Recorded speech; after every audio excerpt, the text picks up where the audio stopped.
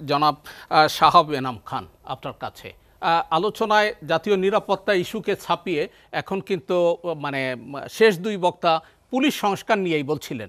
আপনি জাতীয় নিরাপত্তার ইস্যুতে 5ই আগস্টের পর অস্থিরতাটা বাড়ছে এবং দেশি বিদেশি মানে ষড়যন্ত্র জড়িত বলেই আপনি মনে করছেন। ওই ক্ষেত্রে কি করণীয় এবং পার্বত্য চট্টগ্রাম ইস্যুতে বাংলাদেশ আর কি পদক্ষেপ নিতে পারে, প্লাস হচ্ছে পুলিশ সংস্কার নিয়ে যদি আপনার কোনো বক্তব্য থাকে। আমার কাছে যেটা মনে হয়, মানে আমি পুলিশ সংস্কারটা দিয়ে শুরু করি, হ্যাঁ। কারণ আমার কাছে মনে হয় যে দুইজন প্র্যাকটিশনার এখানে আছেন এবং এই যে পুলিশ কমিশনের কথাটা যেটা আমরা আলোচনা করলাম, যে দেখেন রাজনৈতিক দলগুলি আসলে তারা এটা ভুলে যায় ভবিষ্যতে যারা রাজনৈতিক দল আসবেন তারা কি আদৌ একই পথ মানে একই ফুটস্টেপে থাকবেন কিনা। তো এটা নিশ্চিতভাবে খুবই গুরুত্বপূর্ণ একটা প্রশ্ন।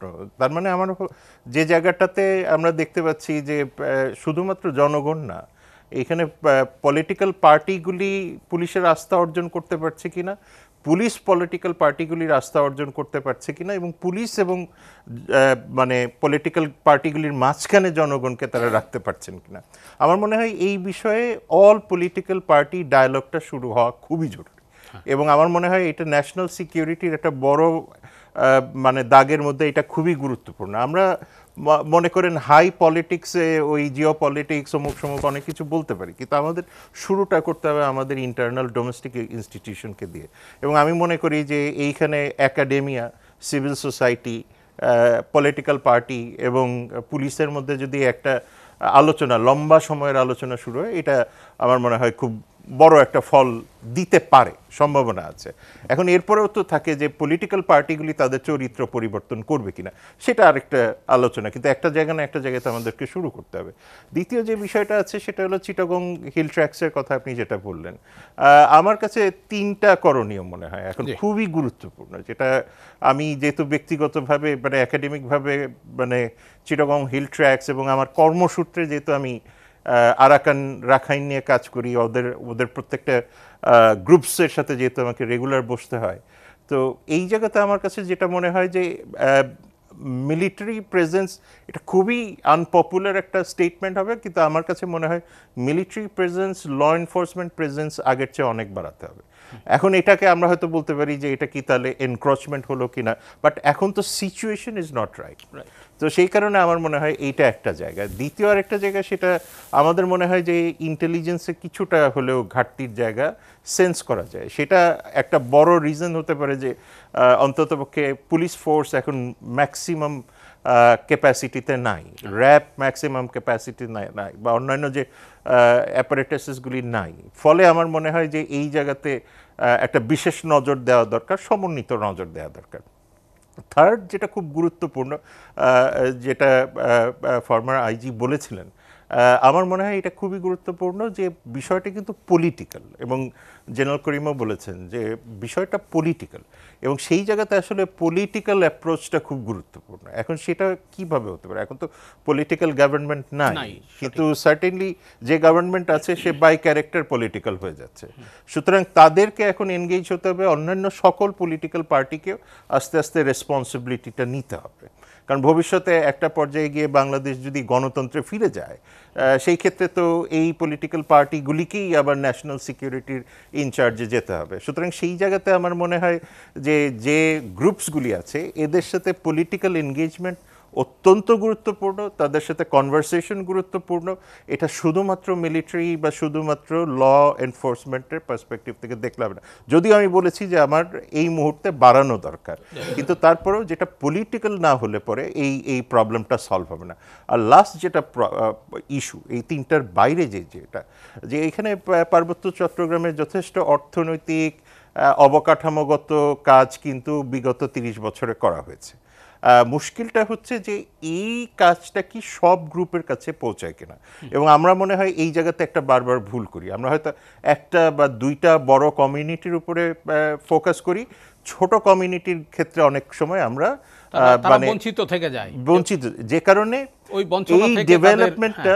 এই ডেভেলপমেন্টটা কি সমন্বিতভাবে সুসংহতভাবে সবার কাছে পৌঁছচ্ছে কিনা। যদি পৌঁছে থাকে তাহলে একরকমের কনভারসেশন, না হলে পরে তাদেরকেও মেইন স্ট্রিমে আনতে হবে। অর্থাৎ যারা আর্মস নিতে চাচ্ছেন তাদের সাথে যদি তাকে যদি পলিটিক্যালি আমি এম্পাওয়ার না করি, তাহলে কিন্তু ইভেনচুয়ালি আমার প্রবলেম সলভ হবে না। সুতরাং সেই জায়গাতে গিয়ে আমার মনে হয় একটা পলিটিক্যাল ক্যাপাসিটি বিল্ডিংয়ের বা সোশ্যাল ইন্টিগ্রিটি বিল্ডিংয়ের একটা বড় সমন্বিত কাজ নিতে হবে, এবং এটা বিদেশি মদতপুষ্ট না, এটা ডোমেস্টিক এবং কমিউনিটি লেড হতে হবে। আমরা আলোচনা করছি জাতীয় নিরাপত্তা ও পুলিশ সংস্কার নিয়ে, এবং এই পুলিশ সংস্কারের বিষয়টি জাতীয় নিরাপত্তার সঙ্গেও অঙ্গাঙ্গিভাবে জড়িত। আপনি টোটাল বিষয়, আমরা শেষ পার্টে আছি, আপনি যদি বলেন এই পার্বত্য চট্টগ্রাম কিংবা রোহিঙ্গা ইস্যুতে আমরা কোন কৌশলের কারণে মার খাচ্ছি, আর পুলিশ সংস্কার নিয়েও যদি আপনার কোনো বক্তব্য থাকে। পুলিশ সংস্কারের ক্ষেত্রে ক্লিয়ার কাট অ্যান্সার যে পলিটিক্যাল কনসেনসাস থাকতে হবে যে পুলিশকে বিরাজনীতিকরণ, সেটার জন্য একটা ইন্ডিপেন্ডেন্ট কমিশন বা এই ধরনের যেসব ইনিশিয়েটিভ নেওয়া যায়, এবং সেই সাথে পুলিশের যে লিগ্যাল অ্যাপারেটাসেসগুলি আছে সেইগুলিকে ঠিক করা, এবং দুটো ইম্পর্টেন্ট একই সাথে দুটো ইম্পর্টেন্ট এজেন্সিকে রিস্ট্রাকচার করা খুবই গুরুত্বপূর্ণ। একটা হলো ইলেকশন কমিশন, কারণ ইলেকশন কমিশনের কারণেই পুলিশের একটা ভূমিকা থাকে, আর সেই সাথে হলো আপনাকে যে আমাদের পাবলিক সার্ভিস কমিশন, সেই জায়গাতেও, কারণ এখানেও আপনার রিক্রুটমেন্টের বিষয়গুলি থাকে। সুতরাং প্যারালালি 3-4টা ইনস্টিটিউশনকে কাজ করতে হবে, এটা হলো একটা। আর সেকেন্ড হলো যে যেটা আমি বললাম যে চিটাগং হিল ট্র্যাক্সে আসলে মানে পুরো বিষয়টাকে সমন্বিতভাবে, ওটা শুধুমাত্র মিলিটারির কাজ না, এবং মিলিটারি নিশ্চিতভাবে আপনার তার সংখ্যা আপাতত বাড়াতে হবে, কারণ স্টেবিলাইজেশনের বিষয় আছে, এবং সেই ক্ষেত্রে আমরা একটা কথা বললাম যে ইন্টেলিজেন্সের ক্যাপাসিটিও আরও আগের চেয়ে অনেক বাড়াতে হবে। সুতরাং সেইগুলি তো আছেই।